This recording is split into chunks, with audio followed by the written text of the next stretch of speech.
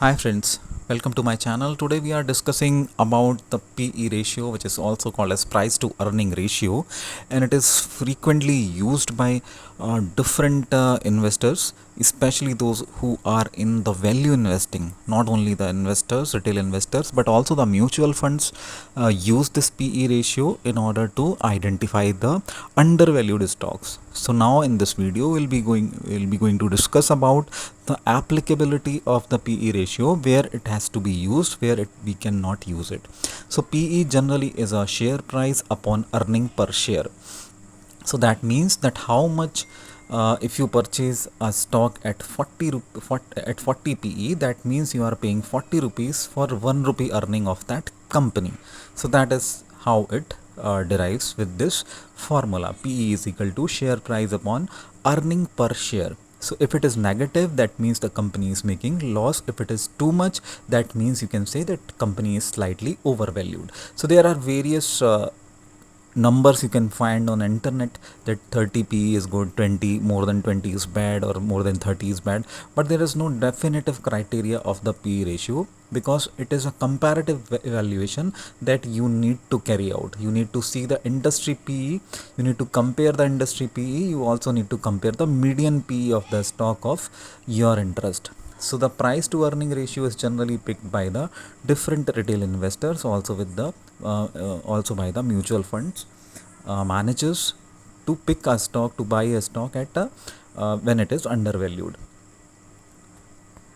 A good P ratio is actually nothing but it has to be compared with the industry PE. Suppose if I'm asking about a bank PE, some bank, so I need to company the industry PE, the whole banking industry PE, and then I have to compare that PE ratio.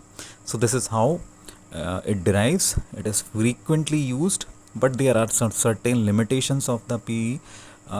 We will be also discussing about that what is where to use the PE ratio, where you cannot use the PE ratio, how much is the applicability of the PE ratio. So now, when to use PE ratio? So now in the given picture you can see two explosive promising batsmen of Indian team. One is Surya Kumar Yadav, other is Rinku Singh. So for Surya Kumar Yadav, with having a career more than 5 years or 6 years, you can say that you have a fair record of its explosive batting. His strike rate is phenomenal, but same can't be said for Rinku Singh, because we have a less sample size. Okay, he may be more explosive batsman, he may be more strike rate when he is compared to Surya Kumar Yadav, but as per the international matches, we can't compare him with Surya Kumar Yadav. Similarly, the P ratio, when the business is not determined, when you have no idea, no evidence about the company, no, you have no such information, and suppose the company is newly listed and it's a new company, you can't compare the PE ratio, because company still has a lot to grow. Same goes with the small cap or the micro cap industry company. So if the micro cap stock, it has a growth potential, it may have a tremendous growth potential when you compare it with the giant blue chip stock like Reliance. So you can't compare both with each others. Okay, now we have a case study. One is Suzlon Energy, that is currently trading on 72. On the other hand, we have HDFC Bank, that is currently trading on more than 1600. So if you look at both the stocks, you can certainly say that Suzlon Energy is cheaper. It is almost 20 times cheaper when it is compared to the HDFC Bank. But look at the P ratio of both stocks. One, Suzlon Energy has a P ratio of 112, while the HDFC has just 18.82. So in that case, you can say that the HDFC Bank is less valued or fairly valued when you compare it with the Suzlon Energy. So can you use the P ratio solely to purchase a stock? No, definitely not. You have to determine, you have to consider other things also, including the growth prospect of the company, including how much the debt the company is paying. Lot of the things are there to consider.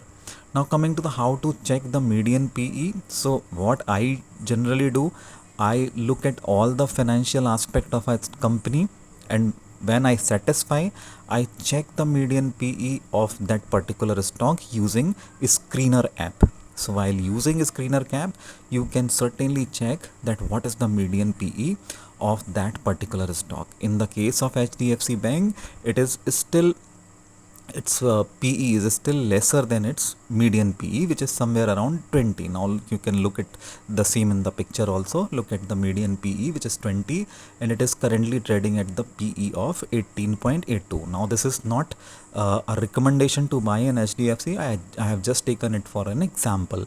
So that means it is less valued, it is fairly valued or even less valued or undervalued stock. So that it, this is the good time. If I'm satisfied with all the financials of HDFC or all the basic financials of HDFC, I can buy at this point of time. This is a good time to accumulate this particular stock. But I can't say the same for the small cap company, okay, because a small cap company may have a tremendous growth aspect. Okay, HDFC has now already grown a lot, so I have no idea how much it will grow further, but a small cap company may have a tremendous growth potential, so I can't compare the P ratio in that case. Similarly, if in the companies of public sector like Coal India or suppose it is SBI, in that case also the P ratio is not much worth, because they regularly, the all the public sector companies regularly pay the dividend whenever they become profitable. So that is also one point that needs to be considered. And if the stock is newly listed, then also you don't have a good sample size of its performance of that stock. Same example of Surya Kumar Yadav and Rinku Singh, which we have taken. So this is how I generally use PE. This is not a stock recommendation. This video is only made for the financial education purpose.